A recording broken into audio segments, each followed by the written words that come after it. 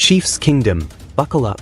Today we've got two names that move the needle in Kansas City, Travis Kelce and Andy Reid.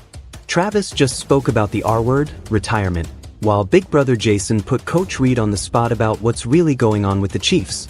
If you care about rings, legacies, and how this offense finds its swagger, this one matters. Here's the promise. We're breaking down what Travis actually signaled about his future, what Jason asked Coach about the recent hiccups, and why the answers affect everything from red zone rhythm to postseason seeding.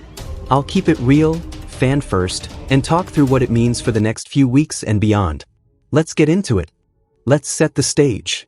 Travis Kelce has been the heartbeat of this offense for a decade, the safety valve when the pocket collapses and the sledgehammer on third and medium. Anytime he mentions retirement, even as a not yet vibe, the entire league listens. It isn't panic, but it's a reminder that windows in the NFL are short and precious. Meanwhile, Jason Kelce, future Hall of Famer in his own right, pressed Andy Reid with the type of question fans ask at watch parties. Why have the Chiefs looked to step off in stretches, and what needs to get fixed?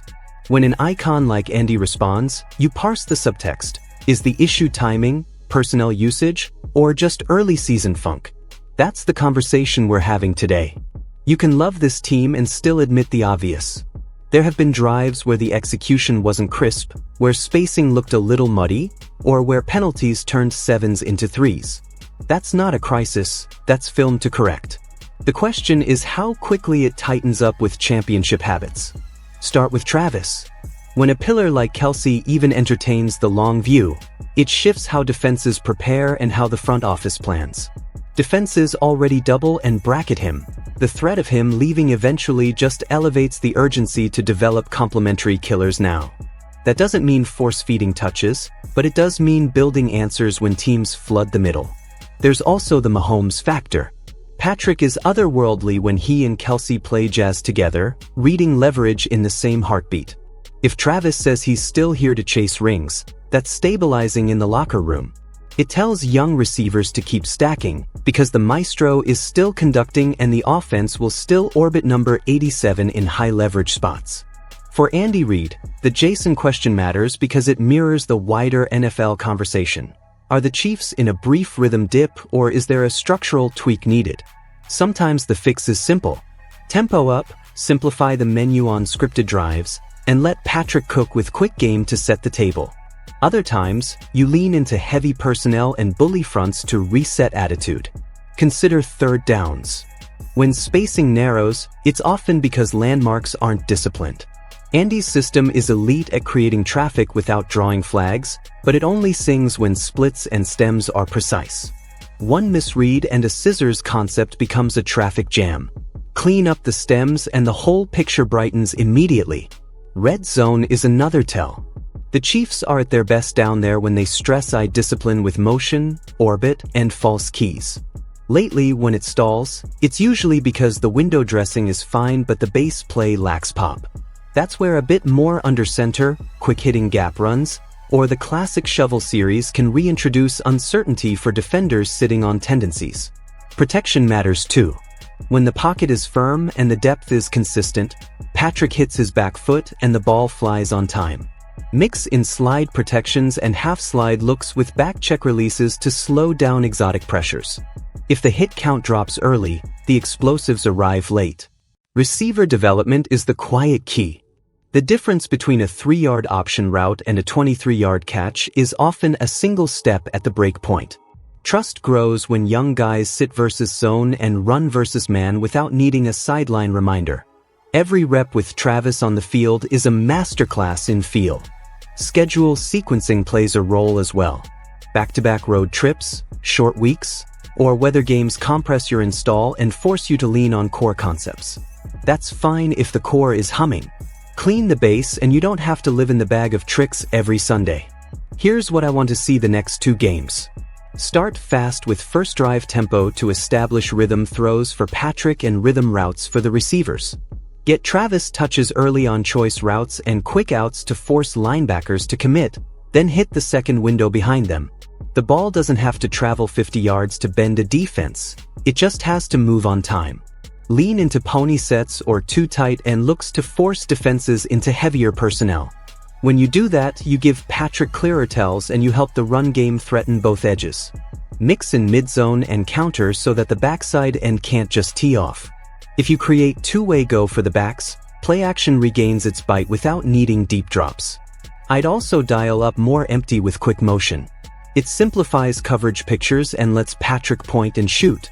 If defenses try to heat him up, punish it with hot slants and angle routes. If they sit back, steal 5 yards at a time and make them tackle in space. Death by 1,000 on-schedule completions is still death. For Travis usage, keep the routes efficient. Jerk routes, seams off a delayed release, and shallow crossers where he can feel leverage. Those are his paintbrush strokes. You don't need hero ball every snap. You need 2 or 3 drive-sustaining catches per quarter. Then, when the fourth quarter hits, you unleash the full read and react chemistry that makes the Chiefs uniquely dangerous. Build the first 15 with constraint tags. Pair your bread and butter with a complementary answer that looks identical pre-snap. If defenses cheat, you hit the tag. If they play honest, you punish with the base. That's how you turn tendencies into traps. Use motion as a diagnostic tool, not just decoration. Short jet motion declares man versus zone and helps receivers win free releases. It also forces defenses to bump or spin late, which is when Patrick's processing becomes a weapon. Give him a tell and he'll carve. Situationally, rehearse the 2-minute and 4-minute scripts with urgency. 2-minute is about boundary throws, clock management, and chunk plays that preserve timeouts. 4-minute is about body blows and staying in bounds to bleed the clock. Master both and you control the narrative at the end of halves and games. Defensively, support the offense by winning field position. Pin teams deep, squeeze the short middle, and take the cheap outs away so your offense gets more bites at the apple. 1 short field per half is worth its weight in gold on a day when timing is recalibrating. Complementary football is still the cheat code. Let's talk about the noise. Anytime the Chiefs play a game that feels grindy instead of flashy, the national conversation veers straight into, what's wrong with Kansas City? You know the drill. People set a dynasty bar so high that a 24-17 win feels like a loss if there weren't 3 no-look touchdowns. That's where Jason's question to Andy is helpful.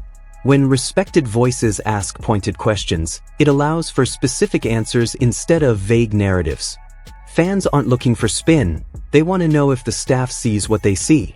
If the answer is yes and the fixes are clear, the temperature drops and the team gets back to work. Travis talking about the future also adds a human layer. Legends think about legacy, health, and life after football. Hearing him say the chase is still on gives fans permission to exhale and enjoy the ride right now. It also challenges the rest of the offense to grow up fast and turn flashes into full game consistency. Big picture time. The AFC doesn't wait for anyone. There are hungry teams stacking wins and defenses designed specifically to slow Kansas City's option routes and scramble drills. Every seed matters when January hits, and the difference between Arrowhead in the cold and a cross-country flight can decide a championship. If the offense cleans the little things, the Chiefs control their path. The schedule will offer tests that sharpen, not break, this group. You want to be peaking in December with a top 3 seed, a balanced attack, and a defense that turns games into Patrick-friendly scripts.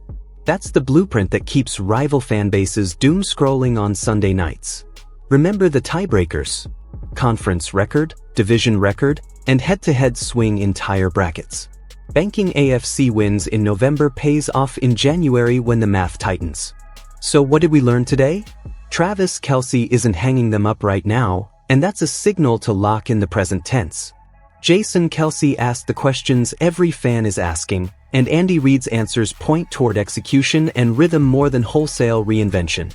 That's good news because it means the foundation is sturdy. The fixes are tangible. Sharper splits, cleaner motion, fewer self-inflicted wounds, and a little attitude in short yardage. Give Patrick a steady diet of on-time completions and give Travis his leverage reads, and the whole operation breathes again. This team has earned the benefit of the doubt, but the urgency is real and welcome. For the locker room, this week is about stacking a great Wednesday and letting that momentum carry into Sunday. For the fan base, it's about noise, full-throated for quarters, make Arrowhead a problem for visiting quarterbacks. And for the rest of the league, it's a reminder that the champs don't blink, they adjust and they finish. Alright, Chiefs Kingdom, that's going to do it for today's show. If you enjoyed the breakdown on Travis, Andy, and where this offense goes next, do your part for the community goal. We're pushing to 5,000 subscribers, and every like, comment, and share helps us get this out to more red and gold diehards. Make sure you're subscribed with notifications so you never miss a daily update, from breaking news to game recaps and fan mailbag reactions. Drop your takes in the comments and join the road to 5,000 subs here on Kansas City Chiefs Today.